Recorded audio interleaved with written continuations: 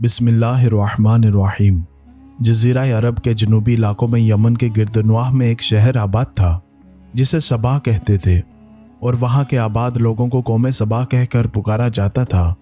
یہاں کے لوگ نہایت ہی نعمتوں اور راحتوں میں تھے۔ ہر طرف لہلہاتی فصلیں اور پھلوں سے لدے درخت موجود تھے۔ وہاں کے بادشاہ شرجیل بن مالک کی موت ہوئی تو اس کی بیٹی بلقیس نے حکومت کی باغ دوڑ سنبھال لی۔ بعض مورخین نے لکھا ہے کہ اس کے والدین میں سے ایک جنات میں سے تھے، مگر اس نظریے کی کوئی واضح دلیل نہیں ملتی۔ ملکہ بلقیس ایک قابل عورت تھی جس نے یمن پر 9 سال نہایت خوبصورتی سے حکومت کی۔ یہ وہ دور تھا جب مشرق سے مغرب تک ایک عظیم الشان بادشاہ کی طاقت پر حکومت اور جاہ و جلال کا ڈنکا بجتا۔ یہ حضرت سلیمان ابن داؤد کے نام سے جانے جاتے تھے۔ حضرت سلیمان علیہ السلام اللہ کے نبی حضرت داؤد علیہ السلام کے بیٹے تھے۔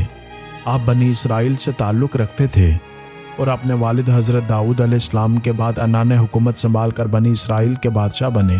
آپ اللہ کے سچے پیغمبر اور انصاف پرور بادشاہ تھے، اور وہ صرف انسانوں کے ہی نہیں بلکہ تمام مخلوقات کے بادشاہ تھے۔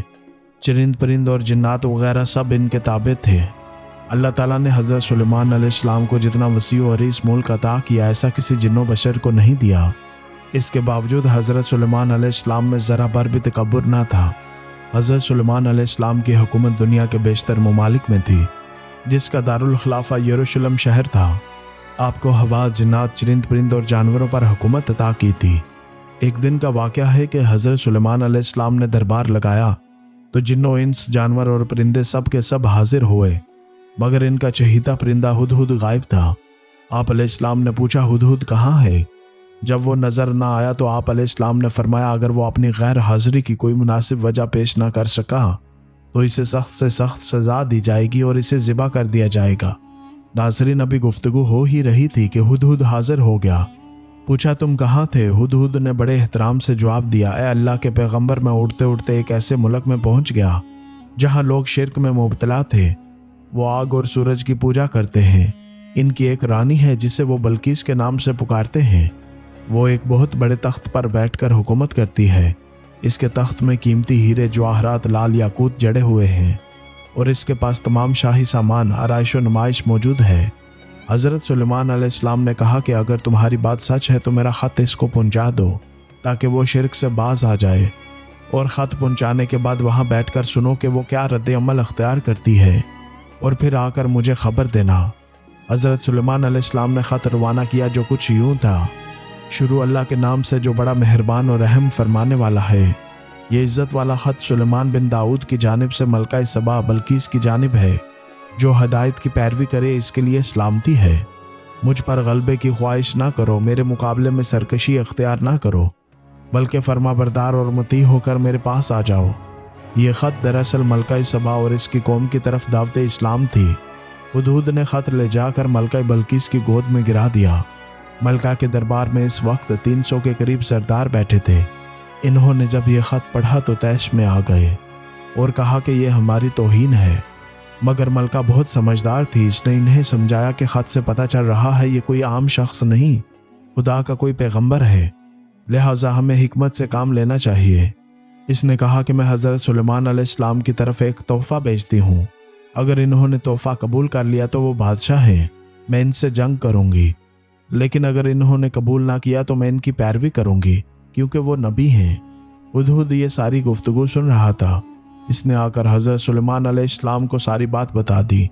ادھر بلقیس نے حضرت سلیمان علیہ السلام کے لیے تحائف روانہ کیے، جن میں سونے کی اینٹیں، جواہرات، غلام، کنیزیں اور ملکہ کا ایک خط بھی تھا۔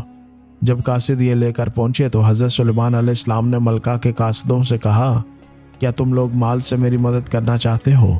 مگر دیکھ لو جو کچھ اللہ نے مجھے دے رکھا ہے وہ اس سے بھی زیادہ ہے جو تمہیں دیا، لہذا تمہارا تحفہ تمہیں مبارک ہو۔ اب تم اپنے تحائف کے ساتھ واپس جاؤ اور اپنی ملکہ سے کہنا ہمارا انتظار کرے، ہم ایک زبردست لشکر لے کر آئیں گے۔ جب یہ خبر ملکہ بلقیس تک پہنچی تو وہ سمجھ گئی کہ حضرت سلیمان علیہ السلام اللہ کے نبی ہیں۔ بس پھر اس نے جنگ کے بجائے حضرت سلیمان علیہ السلام کے دربار میں حاضر ہو کر اپنی اطاعت کی یقین دہانی کرانے کا فیصلہ کیا۔ جب حضرت سلیمان علیہ السلام تک یہ پیغام پہنچا تو آپ علیہ السلام نے اپنے درباریوں سے کہا، تم میں سے کون ہے جو ملکہ کے پہنچنے سے پہلے اس کا تخت میرے پاس اٹھا لائے؟ ایک بہت بڑے جن نے کہا آپ علیہ السلام کے دربار کو برخاست کرنے سے پہلے میں اسے لا سکتا ہوں۔ آپ علیہ السلام کے درباریوں میں سے ایک شخص جس کے پاس کتاب میں سے کچھ علم تھا کہنے لگا میں یہ تخت آپ کو آپ کی پلک جھپکنے سے قبل ہی لا دوں گا۔ پھر حضرت سلیمان علیہ السلام نے اس تخت کو اپنے پاس رکھا ہوا دیکھا تو پکار اٹھے یہ میرے پروردگار کا فضل ہے تاکہ وہ مجھے آزمائے کہ میں شکر کرتا ہوں یا ناشکری، تو جو شکر کرتا ہے اس کا شکر اپنے ہی لیے مفید ہے، اور اگر کوئی ناشکری کرے تو میرا پروردگار بے نیاز ہے۔ کہا جاتا ہے کہ یہ تخت 80 گز لمبا اور 40 گز چوڑا تھا۔ اس میں موتی، سرخ، یاقوت، سبز، زمرد جڑے ہوئے تھے۔ حضرت سلیمان علیہ السلام نے اس تخت میں رد و بدل کر دی اور اسے پہلے سے بھی بہتر بنا دیا۔ جب ملکہ بلقیس حضرت سلیمان علیہ السلام کے دربار میں حاضر ہوئی، آپ علیہ السلام نے پوچھا کیا تمہارا تخت بھی اسی طرح کا ہے؟ اس نے کہا یہ تو گویا وہی ہے، اور ہمیں تو پہلے ہی معلوم ہو گیا تھا اور ہم فرما بردار ہو چکے ہیں، بلکہ اس کے آنے سے پہلے حضرت سلیمان علیہ السلام نے ایسی عمارت بنانے کا حکم دیا جس کا فرش شیشے کا ہو، نیچے پانی جاری ہو، پانی میں مچھلیاں اور دوسرے آبی جانور ہوں۔ حضرت سلیمان علیہ السلام اس عمارت میں اپنے شاہی تخت پر جلوہ افروز تھے۔ فرش کے نیچے پانی اپنی پوری آب و تاب سے بہہ رہا تھا، جبکہ اس کے اوپر شیشہ نظر نہیں آ رہا تھا۔ ملکہ بلقیس کو اس محل میں لایا گیا۔ جب اس نے فرش کو دیکھا تو سمجھی کہ یہ پانی کا ایک حوض ہے، لہٰذا اپنی پنڈلیوں سے کپڑا اٹھا لیا۔ حضرت سلیمان علیہ السلام نے کہا یہ تو شیشے کا چکنا فرش ہے۔ تب وہ شرمندہ ہوئی اور بول اٹھی میرے پروردگار، میں سورج کی پوجا کر کے اپنے آپ پر ظلم کرتی رہی، اور اب میں حضرت سلیمان علیہ السلام کے ساتھ اللہ رب العالمین کی اطاعت قبول کرتی ہوں، لہٰذا ملکہ بلقیس پر یہ ظاہر ہو گیا کہ خدا برحق ہے، اور اسے اپنی غلطیوں پر بہت ندامت ہوئی۔ روایات میں آتا ہے کہ ملکہ بلقیس نے اسلام قبول کیا اور حضرت سلیمان علیہ السلام کے نکاح میں آ گئی، اور بعض روایات میں یہ بھی آتا ہے کہ آپ نے ملکہ بلقیس کو یمن واپس بھیج دیا اور اس کے لیے وہاں 3 بڑے محل بنوائے۔